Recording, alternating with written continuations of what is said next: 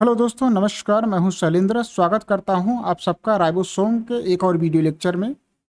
दोस्तों, आपको बता दूं, पिछली क्लास में हम लोगों ने राइबोसोम का ओवरव्यू डिस्कस किया था, जिसमें हम लोगों ने दोस्तों राइबोसोम का इंट्रोडक्शन को डील किया था। साथ ही साथ हम लोगों ने राइबोसोम के स्ट्रक्चर में दोस्तों हम लोगों ने बेसिक स्ट्रक्चर और फंक्शनल स्ट्रक्चर दोनों को डील किया था। इसके बाद हम लोगों ने बात किया था दोस्तों राइबोसोम के टाइप को। ठीक है दोस्तों, अगर हम राइबोसोम्स के टाइप की बात करते हैं तो इसमें हमने एक बात किया था राइबोसोम्स के प्रेजेंस के बेसिस पे, और दूसरा हमने बात किया था राइबोसोम्स के इनके साइज के बेसिस पे।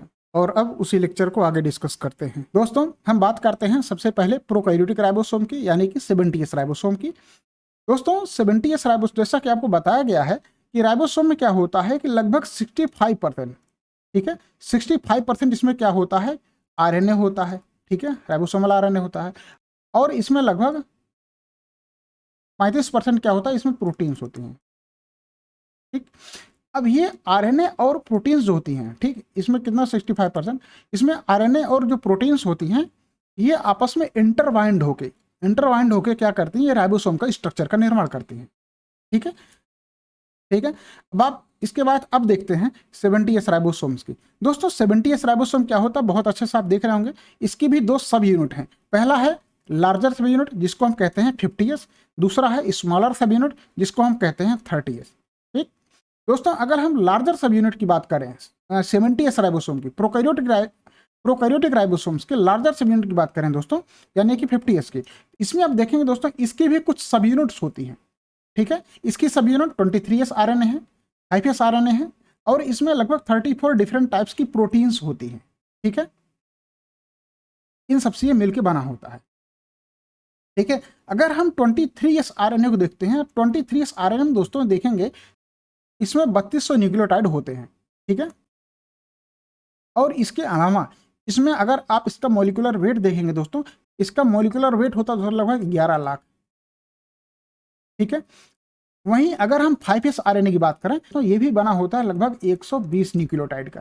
ठीक है, यहाँ भी मैं मेंशन कर देता हूँ।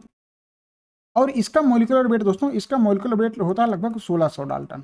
ठीक है, और इसमें जो 34 प्रकार की प्रोटीन्स हैं, चूंकि आप इसमें देख रहे हैं ये 70s राइबोसोम की लार्जर सब यूनिट है।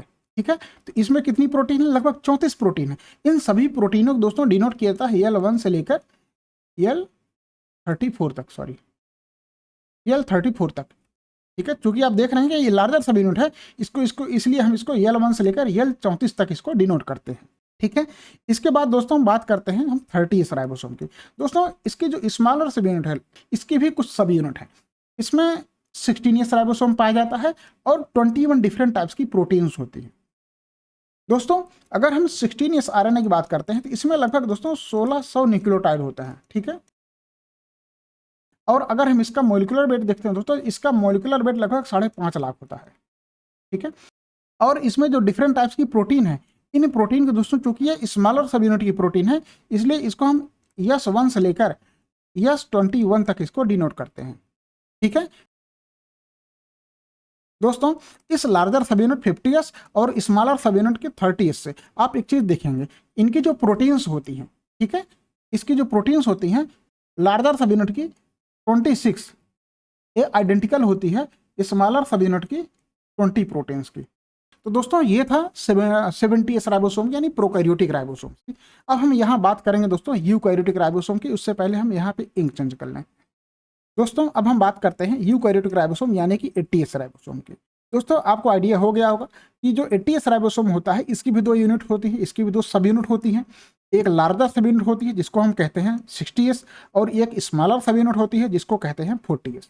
ठीक है, अगर आप लार्जर सब यूनिट को देखते हैं तो इसके भी दोस्तों कुछ सब यूनिट्स होती हैं। ठीक है, 60s के भी कुछ सब यूनिट्स होती हैं। आप इसमें देखेंगे दोस्तों कि 20s आरएनए हो, सॉरी, इसमें आप देखेंगे 28s आरएनए होता है, 5.8s आरएनए होता है, 5s आरएनए होता है। इसके अलावा इसमें लगभग 45 डिफरेंट टाइप्स की प्रोटीन्स होती हैं।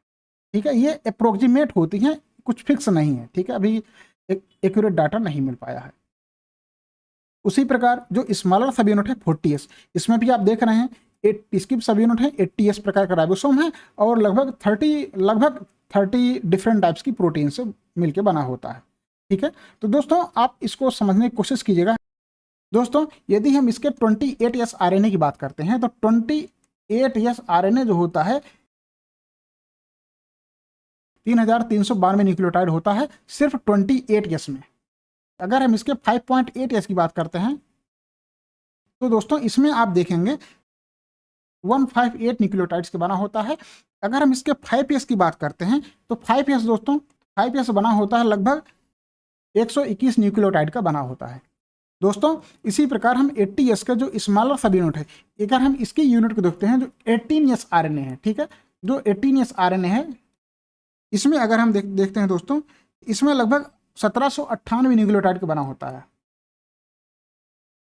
1798 न्यूक्लियोटाइड का ये बना होता है। और इसमें जो होती है लगभग 33 के आसपास जो है इसमें डिफरेंट टाइप्स की प्रोटीन से मिलकर ये स्ट्रक्चर बना रहता है दोस्तों। आप इन दोनों इमेज को देखिए, ये है प्रोकैरियोटिक राइबोसोम्स और है ये यूकैरियोटिक राइबोसोम। प्रोकैरियोटिक इमेज की जो मुझे इमेज मिली है विकिपीडिया से थोड़ा क्लियर है, इसमें लार्जर सब यूनिट और स्मॉलर सब यूनिट, लेकिन जो यूकैरियोटिक राइबोसोम है ये मुझे क्लियर इमेज नहीं मिल पाई है। इसको आप देख लीजिए, समझने के लिए काफ़ी है। ये आप इसमें देख सकते हैं ये लार्जर सब यूनिट है, जैसा कि आपको बताया गया है। प्रोकैरियोटिक राइबोसोम का लार्जर सब यूनिट कौन था, 50S था, ठीक है। ये प्रोकैरियोटिक राइबोसोम्स की स्मॉलर सब यूनिट है जिसको क्या कहते हैं, 30S था, ठीक है। तो आप इसको देख सकते हैं कौन सी स्मॉलर सब यूनिट। और ये है दोस्तों यूकैरियोटिक राइबोसोम्स, जैसा कि आपको दिखाया गया है, जैसा कि आपको बताया गया है राइबोसोम में। दोस्तों आप इस इमेज को देख रहे होंगे, आपको आइडिया हो रहा होगा कि प्रोटीन्स और राइबोसोमल आरएनए किस तरह आपस में इंटरकनेक्टेड है, इंटरवाइंड है, ठीक है। इंटरकनेक्टेड ना बोल के हम इंटरवाइंड बोलेंगे, ठीक है, आपस में उलझे पड़े हैं, ठीक है। तो आप इसको देख लीजिए, ये इसी तरह स्ट्रक्चर होता है। आपको इस इमेज को देख के एक चीज़ समझ में आ रहा होगा, आपको जैसे कि बताया गया है कि राइबोसोम में 65% आरएनए होता है, ठीक है, और शेष जो 30% होता है वो क्या होता है, वो प्रोटीन्स होता है, ठीक। आपको आरएनए और प्रोटीन्स बताएंगे कि आपस में इंटरवाइंड होती हैं। तो आपको ये इमेज देख के आपको ये आइडिया हो रहा होगा ये किस प्रकार ये इंटरवाइंड है, आपस में इंटरवाइंड है, ठीक है। दोस्तों बात करते हैं माइटोकॉन्ड्रियल राइबोसोम का। दोस्तों आप देखेंगे जो ह्यूमन माइटोकॉन्ड्रियल होता है उसमें 55 प्रकार का राइबोसोम पाया जाता है, और जो प्लांट माइटोकॉन्ड्रियल होते हैं उस पर अप्रोक्सीमेट 80S पर टाइप के राइबोसोम्स पाए जाते हैं। बेसिकली आप देखेंगे, हम बात करेंगे सबसे पहले दोस्तों 55S का। माइटोकॉन्ड्रियल राइबोसोम को माइटो राइबोसोम कहा जाता है। दोस्तों अगर हम इसकी बात करें, स्मॉलेस्ट और सिंपल स्ट्रक्चर होता है as compare to prokaryotic ribosomes, ठीक है। इसकी भी दो सब यूनिट्स होती हैं, एक लार्जर सब यूनिट होती है जिसको 39S कहते हैं, और दूसरा स्मॉलर सब यूनिट होती है जिसको 28S कहते हैं।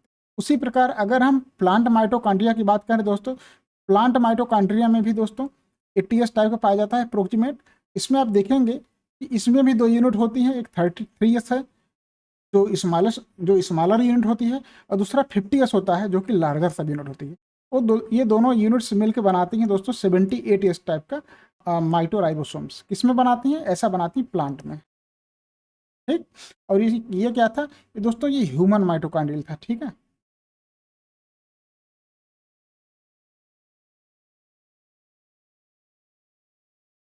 तो दोस्तों अब हम चलते हैं अपने प्रोकैरियोटिक राइबोसोम तो थोड़ा और जान लेते हैं। दोस्तों 70S राइबोसोम्स, ये राइबोसोम्स वही है जो आप अब तक बताया जा चुका है, ये भी अब बताया गया है। 70S राइबोसोम मोस्टली प्रोकैरियोट मिलता है।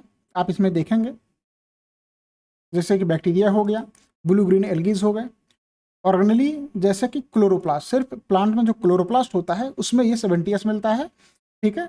और जो माइटोकॉन्ड्रिया है उसमें लगभग अप्रोक्सीमेट 80S होता है, जो कि पिछली क्लास में आपको बताया जा चुका है, ठीक है।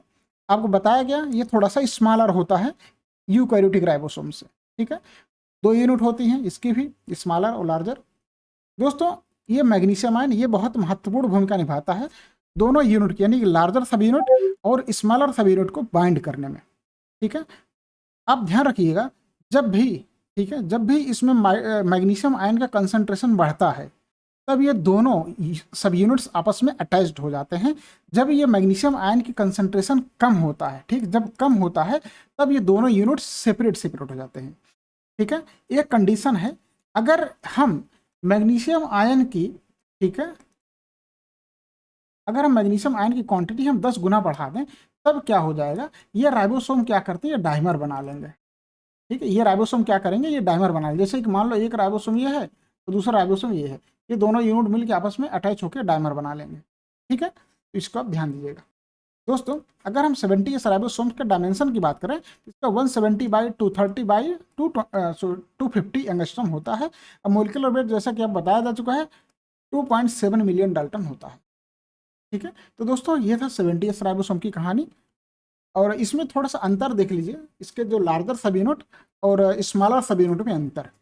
ठीक है, अगर हम बात करेंगे सबसे पहले दोस्तों स्मॉलर सब यूनिट की 30 राइबोसोम की।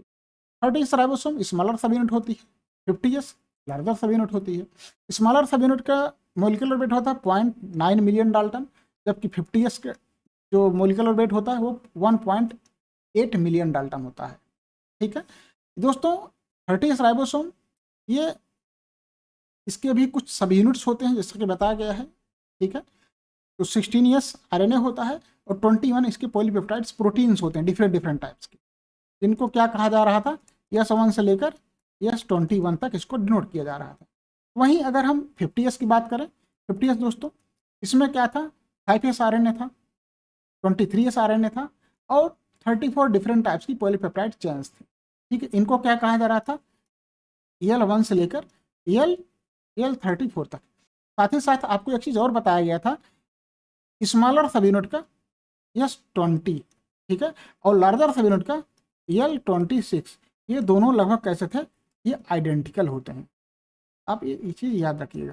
ठीक है दोस्तों, 80S राइबोसोम्स इसको भी देख लीजिए। 80S राइबोसोम्स दोस्तों ये मोस्टली सभी यूकैरियोटिक सेल्स में मिलता है।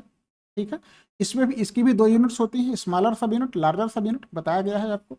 और इसमें अगर साइज देखेंगे तो इसका जो साइज जो होता है प्रोकैरियोटिक राइबोसोम्स की अपेक्षा थोड़ा सा बड़ा होता है। ठीक है दोस्तों, magnesium ion, calcium ion, cobalt ion और मैग्नीज आयन, ये सारे आयन जो होते हैं ये दोनों राइबोसोम्स की दोनों सब यूनिट यानी कि लार्जर सब यूनिट और स्मॉलर सब यूनिट्स को होल्ड करने, ठीक है, होल्ड करने में सहायता करते हैं। ठीक है, अगर हम 80S के मोलिकुलर वेट की बात करें दोस्तों तो इसका मोलिकुलर वेट जो होता है 4 से 5 मिलियन डाल्टन का होता है। ठीक है, इसके भी थोड़ा सब यूनिट्स के अंतर देख लीजिए आप, थोड़ा सा सारी चीज़ें वही हैं, कुछ नया नहीं है। स्मॉलर सब यूनिट 40S होता है, लार्जर सब यूनिट 60S होता है। स्मॉलर सब यूनिट थोड़ा सा फ्लैटन होता है, कर्व्ड होता है। ठीक है, ये बना होता है 18S राइबोसोमल RNA का और 30 डिफरेंट टाइप्स की पॉलीपेप्टाइड चेन्स होती है, इनसे मिलकर बना होता है। इसकी जो सब यूनिट्स होती हैं, ठीक उसी प्रकार, ठीक है, उसी प्रकार 60S में भी दोस्तों इसकी भी कुछ सब यूनिट होती हैं। जैसे 28S RNA होता है, 5.8S RNA होता है, 5S RNA होता है। इसके साथ इसमें 23 नहीं होता, इसको आप ध्यान कट कर दीजिएगा। और इसमें लगभग अप्रोक्सीमेट 45 जो है इसके पॉलीपेप्टाइड चेन्स होती हैं। ठीक है, तो आप इसको मत कंफ्यूज होइएगा इसमें।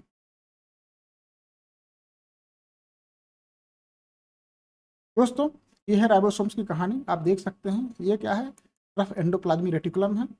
इस सरफेस पे देख रहे हैं किस तरह चिपका हुआ है, ये मेम्ब्रेन बाउंड राइबोसोम्स है। ठीक है, इसको आप यहाँ से देख लीजिए और क्लियर दिख जाएगा। ये है दोस्तों रफ एंडोप्लाज्मिक रेटिकुलम मेम्ब्रेन। ये है पार्ट जो है राइबोफोरिन, जो कि रफ एंडोप्लाज्मिक रेटिकुलम की मेम्ब्रेन से जो है ये होल्ड करने में मदद करता है, चिपकाया रहता है। ठीक है, साथ ही साथ इस इमेज को देखिए, इसको तो आपको देख चुके हैं पहले भी, इसमें भी राइबोसोम की वही कहानी। ठीक है, इसमें देखिए और बेहतर ढंग से क्लियर हो जाएगा।